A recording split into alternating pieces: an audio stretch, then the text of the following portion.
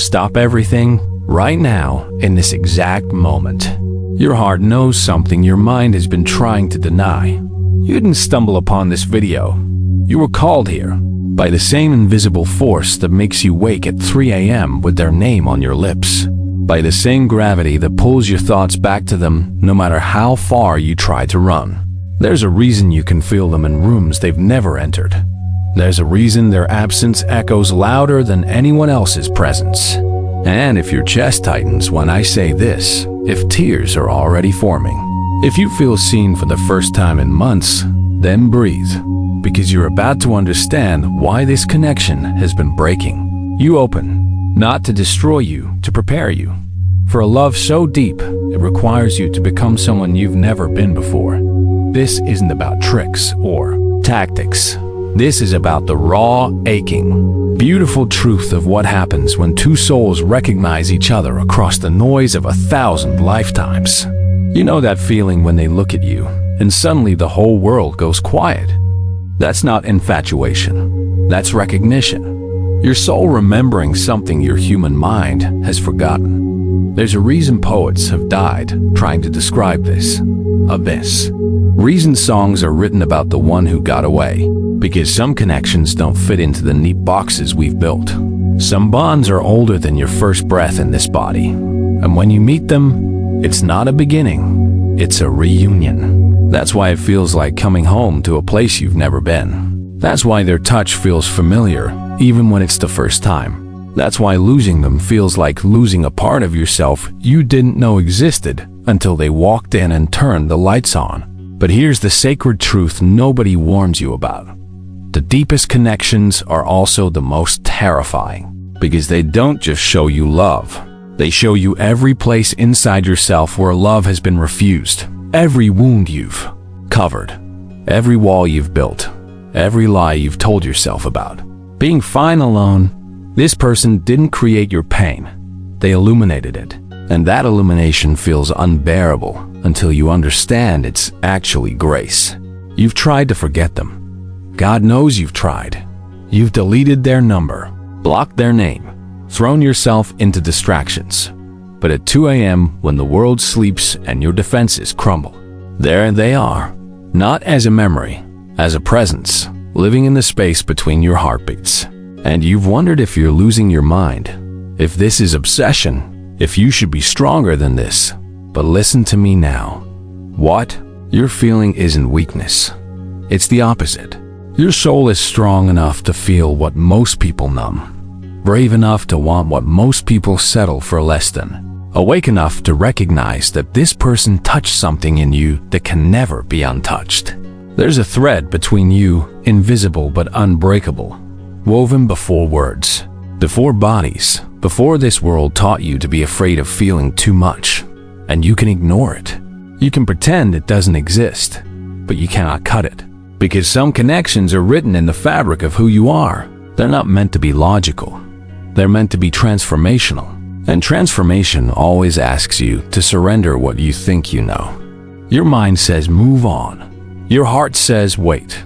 Your mind lists all the reasons it won't work. Your heart whispers one reason it might. And you're caught between two truths, both real, both valid, both tearing you apart. Here's what I need you to understand. Your mind is trying to protect you. It sees the uncertainty and screams danger. It remembers the pain and builds walls. It calculates odds and finds them lacking. But your heart? Your heart speaks a different language. The language of resonance, of recognition, of rightness that doesn't need evidence. And the war between them is exhausting you. So let me offer you something radical. What if both are telling the truth? What if your mind is right that this is hard, and your heart is right that it's worth it? What if the pain isn't proof that you should leave? What if it's proof that you're growing into someone capable of a love this deep? Every caterpillar that becomes a butterfly has to dissolve completely first. It has to surrender its entire form, and in that dark cocoon, if it could think, it would believe it's dying. But it's not dying, it's becoming, and so are you.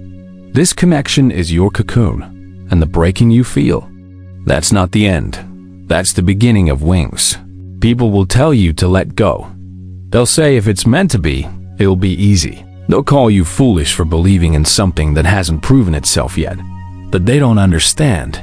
You're not holding on because you're desperate. You're holding on because you're awake. Awake to a connection that most people spend their entire lives searching for and never find. Awake to a love that doesn't play by the rules because it's bigger than the rules. And yes, it would be easier to walk away, to choose someone simpler, someone who doesn't trigger every unhealed part of you, someone who fits neatly into your life without asking you to expand. But you can't, because your soul knows the difference between comfortable and cosmic. And once you've tasted cosmic, comfortable tastes like ashes. So if this message is landing in your chest like a key turning in a lock, if you feel less alone than you did 3 minutes ago, if something in you just exhaled for the first time in weeks, I need you to do something. Press like on this video, not for me, for you, as a signal to the universe that you're ready to stop fighting what your heart knows. Subscribe to this channel, because what's coming next will give you the exact words to speak to your soul when doubt creeps in at 3 a.m. Turn on notifications, because the next parts contain the truth about what they're really feeling and the specific steps that will shift everything. Don't skip this. Your breakthrough is in the next breath. You want to know what's happening inside them? Here's the truth that will set you free. They feel it too, every bit of it. The magnetic pull, the inexplicable. Recognition. The way you linger in their thoughts long after they've tried to think about anything else. But feeling and choosing are not the same country.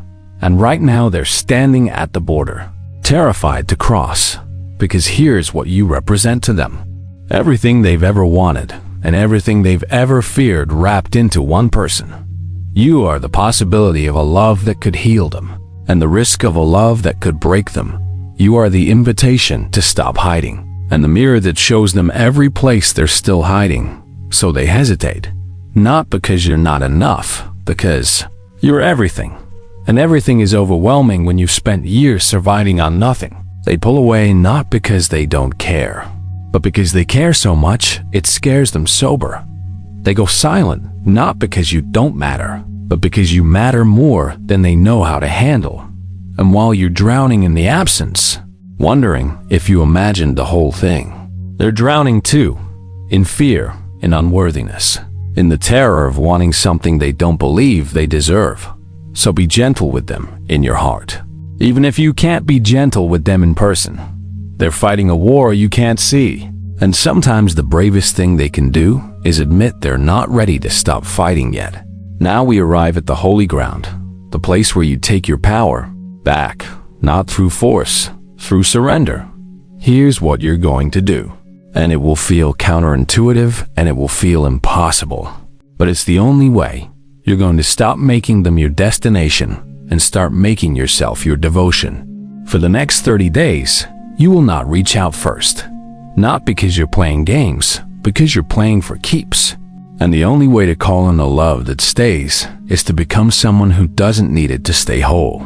You're going to pour every ounce of energy you've been spending on them back into your own soil, your body, your dreams, your healing, your becoming.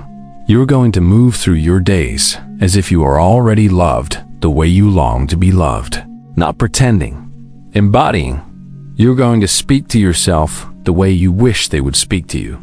Look at yourself the way you wish they would look at you. Choose yourself the way you wish they would choose you.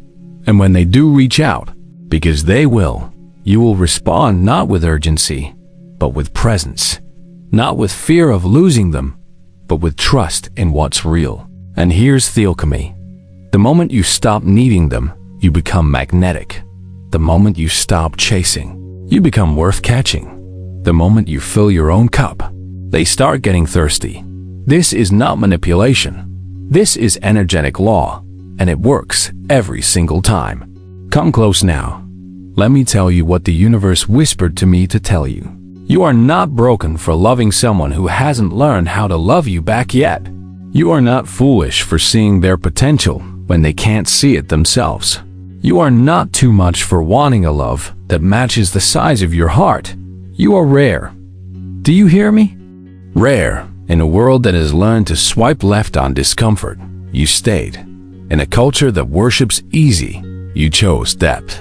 In a generation that ghosts at the first trigger, you're still here asking how to make it work. That's not weakness. That's warrior energy. But here's what your soul needs you to know. You were never meant to convince anyone of your worth. You were never meant to audition for a role in someone else's healing. You were never meant to love someone more than they love themselves. The right love won't ask you to shrink. It will ask you to expand. The right love won't make you question your sanity.